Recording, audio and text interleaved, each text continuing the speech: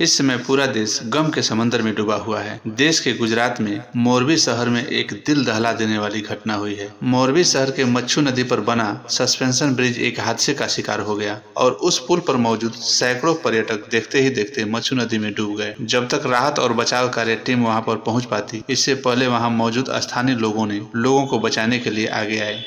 लोगों की जान बचाने का हर संभव प्रयास किया गया। प्रशासन तथा स्थानीय लोगों की मदद से कुछ लोगों की जानें बचाई गई। पुलिस द्वारा दी गई सूचना के तहत वहां 141 लोगों की नदी में डूबने से मौत हो गई। यह संख्या अब भी बढ़ सकती है और काफी लोगों को सुरक्षित बाहर निकाल लिया गया है। जानकारी में पता चलता है कि इस ब्रिज की क्षमता 100 लोगों की है, परंतु इस ब्रिज पर लगभग 400 लोग मौजूद थे, जिसको यह पुल सहन नहीं कर सका और टूट कर गिर गया। उन भाइयों और बहनों को मैं गहरी संवेदना व्यक्त करता हूँ। आइए जानते हैं इस सस्पेंशन ब्रिज तथा मोरबी का इतिहास क्या है, इसे कला और तकनीक का चमत्कार क्यों कहा जाता है और आखिर वे क्या कारण हैं जिनके वजह से यह पुल टूट कर गिर गया, जिनके वजह से करीब 140 साल पुराना पुल टूट कर गिर गया। यह पुल गुजरात के मोरबी शहर में मच्छू नदी पर बनाया गया है। इस पुल का उद्घाटन 20 फरवरी 1879 को मुंबई के गवर्नर रिचर्ड टेम्पल ने किया था। इस बेहतरीन पुल का निर्माण बेहतरीन तकनीक से किया गया था। यह 1880 में बनकर तैयार हो गया। उस समय इसकी लागत करीब 3 करोड़ 50 लाख रुपए की थी। उस समय भारत में अंग्रेजी शासन था, इसलिए इसका सारा मटेरियल इंग्लैंड से आया था। सस्पेंशन ब्रिज 1.25 मीटर चौड़ा तथा 233 मीटर लंबा था। इस पुल के निर्माण के पीछे सर बागजी ठाकुर पर औपनिवेशिक काल के स्थापत्य का स्पष्ट प्रभाव था। बागजी ठाकुर मोरबी शहर के विकास में तेजी लाने के लिए इससे प्रेरित हुए थे। बागजी ठाकुर मेरावी के शासक थे। उनके कार्यकाल के दौरान मोरबी शहर की प्लानिंग में यूरोपीय शैली का प्रभाव स्पष्ट देखा जा सकता। सर बागजी ठाकुर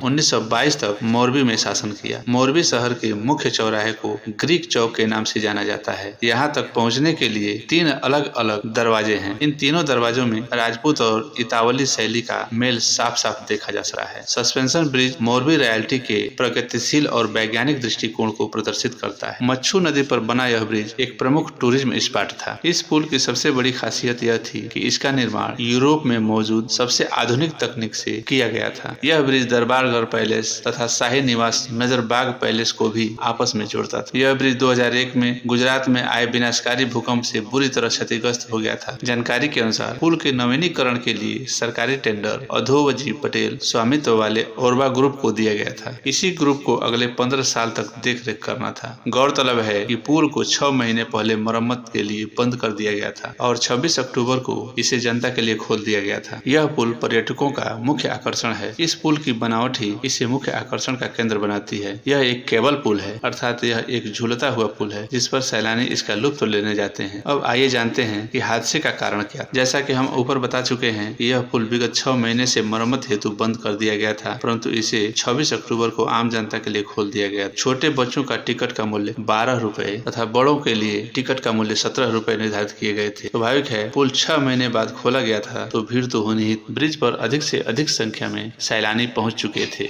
बताया जा रहा है कि पुल पर करीब 400 लोग, जबकि पुल को भार सहन करने की क्षमता 100 से 150 लोगों तक ही था। यही कारण था कि पुल वजन सहन नहीं कर सका और लगभग 140 साल पुराना पुल टूट कर गिर गया। गुजरात के मुख्यमंत्री भूपेंद्र पटेल ने इस हादसे पर दुख जताते हुए मृतकों के परिवार के लिए 4-4 लाख रुपए और घायलों को 50-50 हजार रुपए देने का ऐलान किया है। सीएम ने अपने सभी कार्यक्रम रद्द कर दिए हैं और मोरबी के लिए रवाना हो गए हैं। इसके साथ ही प्रधानमंत्री नरेंद्र मोदी मोरबी हादसे में जान गंवाने वाले प्रत्येक परिजनों के लिए प्रधानमंत्री राहत कोष से 2 लाख रुपए और घायलों को 50,000 रुपए की अनुग्रह राशि देने की घोषणा की है।